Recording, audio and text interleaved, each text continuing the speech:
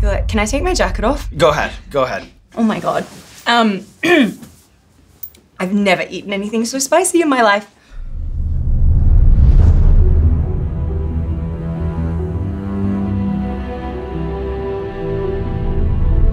Hey, what's going on, everybody? For First We Feast, I'm Sean Evans, and you're watching Hot Ones. It's the show with hot questions and even hotter wings. And today we open up season 11 with Margot Robbie. She has a pair of Academy Award nominations and a list of highlights that includes Wolf of Wall Street, I, Tonya, Bombshell, Suicide Squad, among many, many others. And her latest film, Birds of Prey, is set to theaters on February 7th.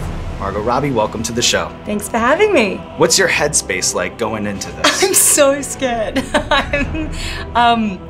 I have the palate of a 4-year-old and grew up eating mashed potato, so my tolerance for spicy food is extremely limited.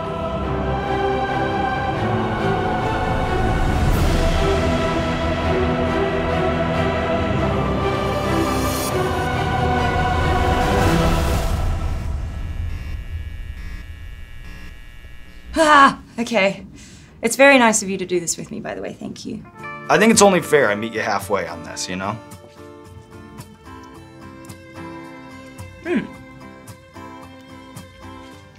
I can do that.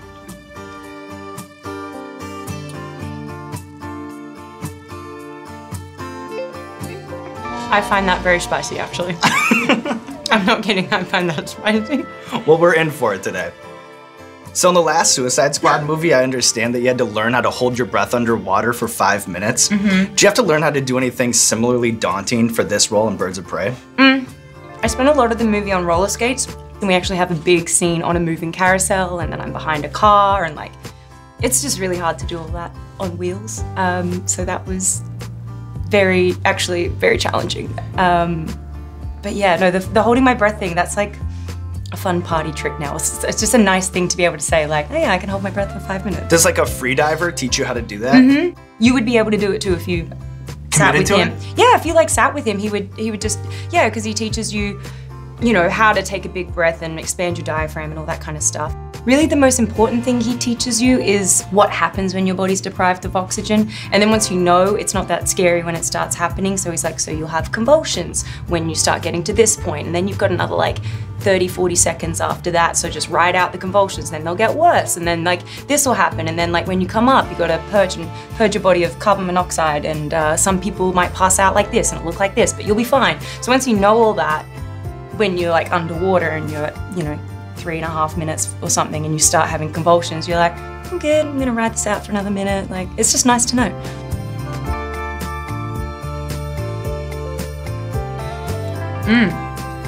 Oh, that's yummy. It's spicy. But manageable. Oh, yeah, that's definitely spicy. I'd call that, yeah, we're getting towards like the threshold of what I've ever eaten before. I'm not, I was actually just in Sri Lanka, and so I feel like I did broaden my horizons as far as spice and curries, but this is a real that's crash really course. Hot. Yeah. And we're on number 2. I'm scared. So as someone with over 100,000 unread work emails, I find it very impressive that you're able to wear multiple hats as not only the lead star, but also a producer on films like I, Tonya and Birds of Prey. What's a more nerve-wracking part of the filmmaking experience for a producer? Is it getting talent on board or watching the first week box office numbers roll in?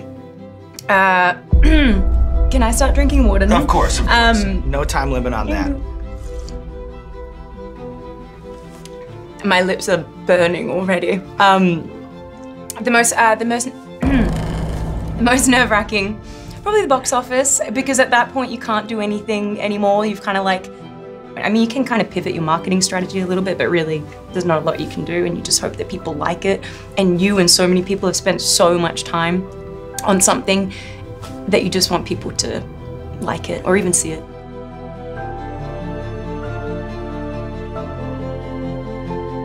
Hotter again. Has anyone ever been this pathetic at number 3? You know, I mean, I can tell that you have a sensitive palate, Margot. But it's not just my mouth, it's my lips that are like burning. But I think that the measure of it all is like, can you keep it going? You know? That's really what it is. As weak as I am with spice tolerance, I am strong in resolve. competitive and determination. I can see it. So it's okay, and I'm gonna save the milk till later, till like I'm really desperate. Strategic. That's my strategy.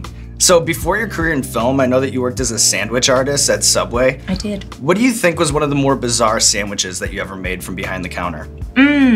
Probably the ones I made for myself because I wanted to try every different variation. I think I was really good at it though, because I, you know, would really spread everything out to the edges evenly, the right amount of everything. Took it seriously. Yeah, and now when I go to Subway and someone just kind of like throws it on right in the middle, like puts a ton of sauce there, like it kills me. Like I actually don't go that often anymore because I watch them make it badly and I'm upset. Do you share Harley Quinn's obsession with egg sandwiches? I'm allergic to chicken egg whites. So I love egg sandwiches, but they give me migraines if I eat. So when we did the scene, they actually had to make them with duck eggs. And it's very delicious. But yes, I do love egg sandwiches when I can eat them. And finally, is it true that you once crushed 4 pounds of pasta to win a Bolognese eating competition? Oh my God, you've really done your research. Yes, yes, I once ate 4 pounds of spaghetti Bolognese in an hour. That was It's very impressive. There was a time frame. Yeah. That made it more difficult. Otherwise, I don't know how much I could have eaten. Probably not that much more because I was really sick. It was a lot of spaghetti. It was like a bucket of spaghetti Bolognese. But you won. But I won. I won by like 300 grams or something. I can't remember what exactly, but it was a really important moment in my life. I'll never forget.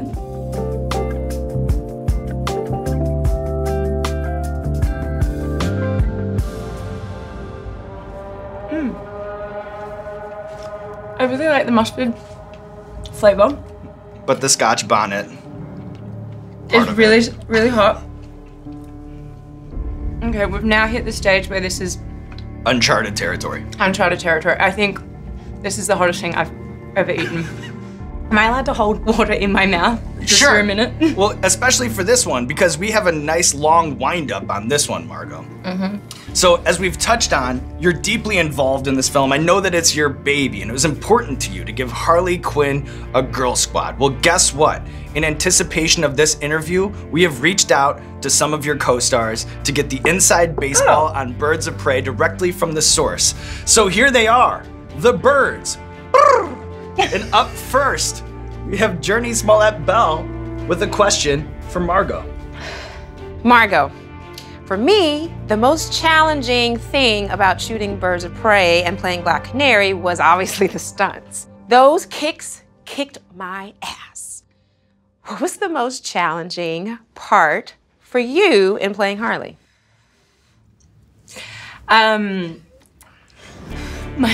mouth is on fire. I can barely concentrate. The most challenging part of playing Harley was maybe the stunt stuff was really hard. I mean, we had to. I think I have to have milk now. Go for it. Go for it. All right. Up next. Okay. We have Mary Elizabeth Winstead, and she has a question for you, Margot. Hey Margot, so I've heard that you're kind of obsessed with tattoos. So out of all of Harley's many tattoos, do you have a favorite, and why haven't you given me a tattoo yet? I'm waiting. That's a very good question. I actually do have a favorite tattoo. So you don't see it in this movie because of where the costumes lie, but in Suicide Squad 1 you could probably see like a little peek of it, but on her right hip she has a dolphin jumping over a rainbow, and I love that tattoo because I thought that to Harleen Quinzel, getting a tattoo would have seemed super rebellious, and she had no idea obviously where her life would lead, and at like 15 she probably thought like the most rebellious, hardcore, but cool tattoo was this dolphin jumping over a rainbow right there on the hip because that'd be kind of sexy, and that just seemed like something that 15-year-old Harleen Quinzel would do. So that was always my favorite because it felt like there was a bit of history with it. All right, we have one more for you. Ella J. Hey Margot, one of my favorite things about Cassandra Cain was decorating her cast. So I have a question for you. If you were Harley, what would you draw on her cast? I would, what number are we up to, by the way? We're almost halfway. Next ring, we're at the halfway mark. Okay. I would probably, I mean, if I was Harley and I was drawing on Cassandra Cain's cast, I'd probably write a whole bunch of rude words and probably draw a bunch of dicks or something inappropriate to put on a child's cast, because Harley's not always very appropriate. All right, Margot, I know.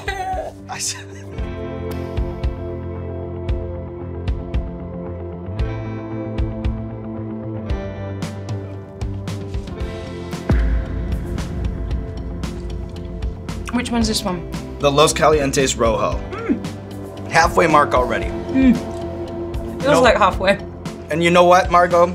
Here at the halfway mark, we do this recurring segment called Explain That Gram, where we do a deep dive on our guest Instagram. So we'll pull up the picture, you just tell us the bigger story. That's me right now, trying to eat these wings. Do you remember the internal dialogue here? It looks like you're suffering. I mean, I'm guessing the Rangers weren't doing well at that particular point in time. I'm guessing the other team probably just scored or got past us. And you played right wing for like an amateur hockey team when you moved to the US, I did, right? yeah. I didn't know how to ice skate at that point because there's no ice in Australia. So, I mean there is, but there wasn't where I grew up, and I always wanted to play ice hockey because I loved the Mighty Ducks when I was little, and I couldn't go play ice hockey because it was like an hour away and it was on Saturdays. My mom worked on Saturdays, and so I played field hockey at school. And then when I got to America, I was like, I'm in America, I can play ice hockey now. So I was good at the hockey, but not so good at the skating. Like I could go fast, but I didn't know how to stop. So I'd either just like hit someone or fall over or smash into the wall. So I would say I was a below average player, but the team was very kind to me. Well, that's nice. All right, up next. Here you are, I think this is the LA premiere. What was it like to sit next to Tanya at the Golden Globes? It was really fun, and she was obviously so excited to be there, and I was excited to be there, but she just was not afraid to go up to anyone at all, whereas I was like, oh my gosh, there's so-and-so, oh, they're amazing, I don't want to bother them. She'd be like, I'm gonna go say hi to Tom Hanks, and I was like, no. And she would be off and just having a chat with them, and everyone loved it. Everyone was really excited that she was there. It was actually really sweet, but we had a good night. And then finally, many roads on Hot Ones seem to lead back to going to Glastonbury with Cara Delevingne. Do you think that Wellington boots are an underrated fashion statement? They are. Do you know what? I think Kate Moss really like made them a fashion staple. She years ago wore them with like little shorts at Glastonbury, and I think everyone was just like, that's the coolest thing I've ever seen. Also, it's super muddy at Glastonbury. But yes, I would say they're definitely a fashion staple at Glastonbury. Pragmatic and stylish. Exactly. Are you ready to move on here? Hot tie green in the 6th spot. I'm actually amazed I've made it this far. I'm humbled from this side of the from this I side am of the doing table. so badly. No, you're doing great.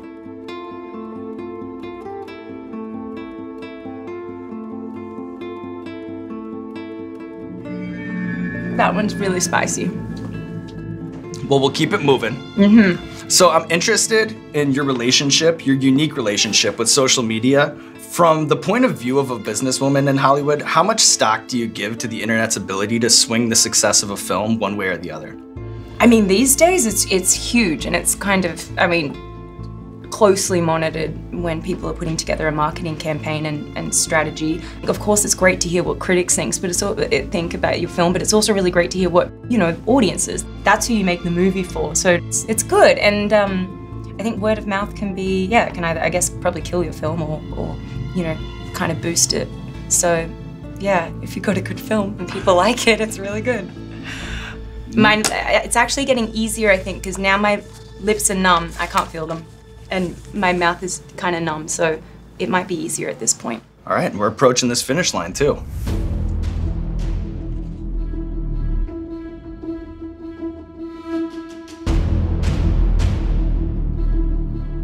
Stupidly had 2 bites in them. That's on you. I don't know why I did that. So, in addition to acting, you're someone who has a lot of hidden talents, a true Renaissance woman, from husbandry to magic to accounting. Do you have a hack for how to make a tattoo as painless as possible? Is there a way to do that? Be drunk first. People aren't really fazed if they've had a couple drinks. They also don't sit as still though, so it's You're like, can I take my jacket off? Go ahead, go ahead. Oh my God. I've never eaten anything so spicy in my life. So, that would be my tip. Just, be drunk beforehand. Actually, I think they say when you're at a tattoo shop, you can't get a tattoo if you've had any alcohol. I think it thins the blood. I shouldn't have said that. It's, don't try this. It's the wings talking. It's the wings talking. It's the wings, I'm losing my mind. In the lead up to your role in Focus, what's the most fascinating thing you learned from the gentleman thief, Apollo Robbins, about the art of pickpocketing? So Apollo Robbins, the gentleman thief, taught me how to be a pickpocket, but he taught me a little too well, and then we got to set, and we'd do the scene, and they'd be like, well, you were meant to steal the watch. And I was like, I did. And they're like, but we didn't see it happen. And I was like, yeah, well, that's the point. That's how he taught me. And so then we had to kind of pivot the strategy so that we could actually see the pickpocketing as we went. But the interesting things were just like what your brain actually blocks out. Like if you could touch someone, oh my God, in a particular place, he said it's like having a spotlight, and you can make someone's brain only see what you're shining a spotlight on. They can do anything else over here. Well, I would try to take that skill you've learned and channel it into this next wing. The bomb beyond insanity. The bomb, okay.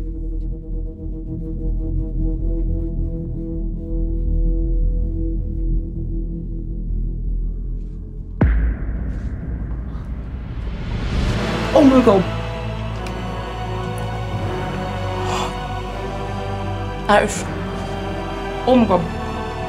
So Hot Ones creator Chris Schoenberger, he grew up watching Neighbors obsessively with his aunt in London, Really? And informs me that it is one of the GOAT soap operas of all time. And I was fascinated to learn that the likes of Russell Crowe, Nicole Kidman, Kylie Minogue, they've all worked on the show. Oh my fucking God. What do you think you learned about acting on a soap that you wouldn't have learned if you went to some like prestigious drama school?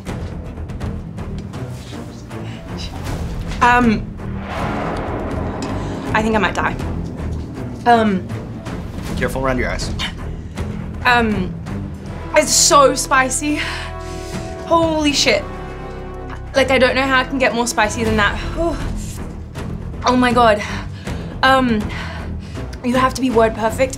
And they're switching as you act, so if you don't hit your mark or be word perfect, and they're shooting it so quickly that there's really like no time to mess up, and so you just learn an incredible discipline, and you can work really, really fast, and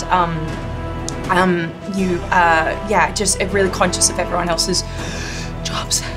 Dom, come on in. Kristen. Does that help? Yeah. Ooh. What is the exit process on something like that? Like, do you have to give them a certain amount of heads up so they can write off your character? I did. I told them that I was going to move to America, and then I asked if they would kill me off in a really like big dramatic way, and they said no, because they said, well, you know, if things don't work out in America, we want you to be able to come back and play the role again. So my character also moved to America, incidentally. I guess she's still there because I haven't been back on the show. Oh my God, how are you okay? If you're out, you're out, and there's no shame in that, Margot. It's okay. Okay. No, I don't want to be out. I can do one more. All right, salute, respect, and you know what? Rather appropriately, this sauce is from Australia. Oh, wonderful.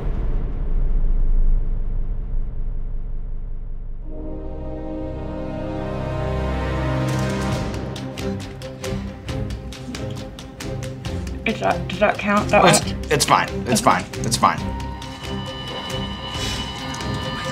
What does cashed up bogans mean, and can you use it in a sentence? Oh my God. That was even so much. Oh, it's called the Widowmaker. That's nice.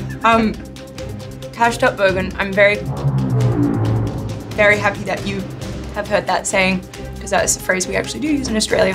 A bogan's kind of like like a,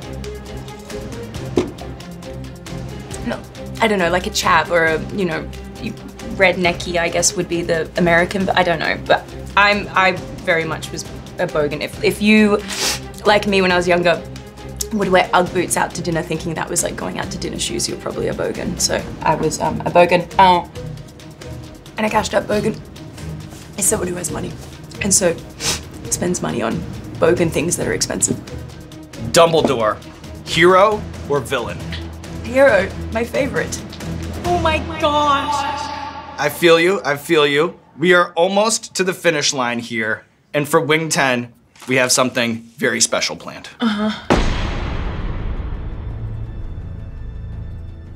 Holy fucking shit. All right, here we are at Wing 10. It's the season 11 premiere, and we had to do it big. So we have all the birds in the building. So let's welcome to the table Ella J. BASCO, Mary Elizabeth Winstead, and JURNEE SMOLLETT-BELL, where we are going to do a very special last dab. You're shaking it.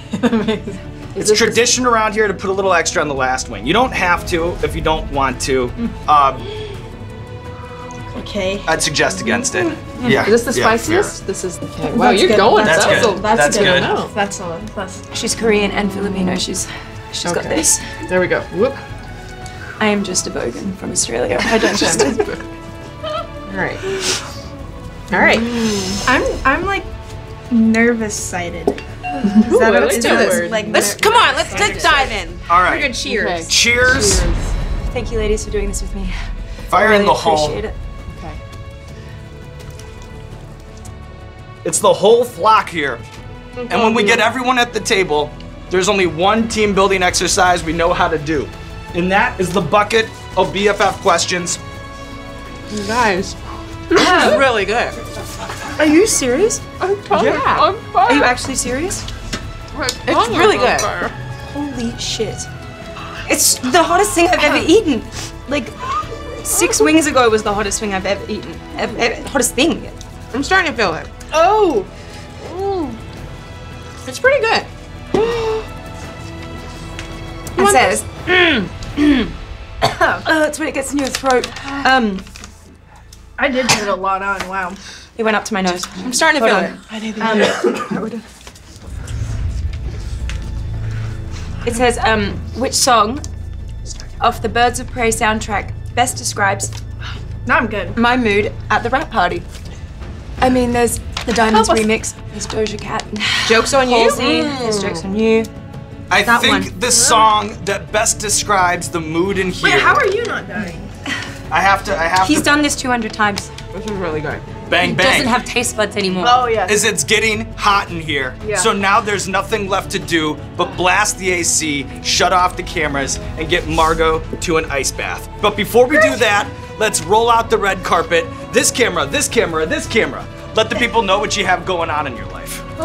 We have a film coming out. We do. We have a film coming out, This one was Birds of hotter. Prey, and the Fantabulous Emancipation of one Harley Quinn. It's in theaters on February 7th. You should see it.